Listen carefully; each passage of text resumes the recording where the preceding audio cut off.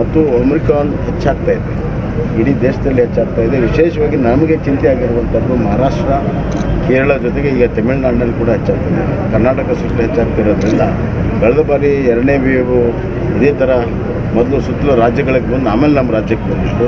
ಅದಕ್ಕಾಗಿ ಬಾರ್ಡರ್ಗೆ ಇನ್ನಷ್ಟು ಕಟ್ಟೆಚ್ಚರವನ್ನು ವಹಿಸುವಂಥದ್ದು, ತಮಿಳುನಾಡು ಬಾರ್ಡ್ರ್ ಸೇರಿಸಿ ಈಗ ಮಹಾರಾಷ್ಟ್ರ ಮತ್ತು ಕೇರಳ ಮಾಡ್ತಾಯಿದ್ವಿ, ಅವುಗಳ ಇನ್ನಷ್ಟು ಕಟ್ಟೆಚ್ಚರ ಹೆಚ್ಚಿಗೆ ವಹಿಸಿ ತಮಿಳುನಾಡಿನ ಬಾರ್ಡ್ರನ್ನು ಕೂಡ ನಾವು ಕಟ್ಟೆಚ್ಚರ ವಹಿಸಿ ಅಲ್ಲಿ ನಿರ್ಬಂಧಗಳನ್ನು ಹಾಕಿ ಟೆಸ್ಟ್ ಮಾಡಿದವ್ರನ್ನ ಮತ್ತು 2 ಡೋಸ್ ತೊಗೊಂಡವ್ರನ್ನ ಮಾತು ಬಿಡುವಂಥದ್ದು ಏನಿದೆ ಅದನ್ನು ಮಾಡ್ತೀವಿ.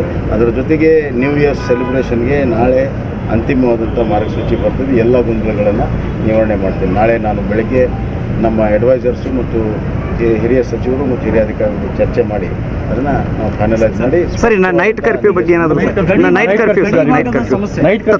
ಕರ್ಫ್ಯೂ ಬಗ್ಗೆ ಸರ್, ನೈಟ್ ಕರ್ಫ್ಯೂ ಅದನ್ನು ಕೂಡ ನಾಳೆ ತೀರ್ಮಾನ ಮಾಡ್ತೀವಿ. ಈಗ ಗಡಿ ಭಾಗದಲ್ಲಿ ಚೆಕ್ ಪೋಸ್ಟ್ ಹಾಕಿದ್ದಾರೆ ಸರ್, ವಿಜಯಪುರದಲ್ಲಿ 11 ಚೆಕ್ ಪೋಸ್ಟ್ ಇದ್ದಾವೆ.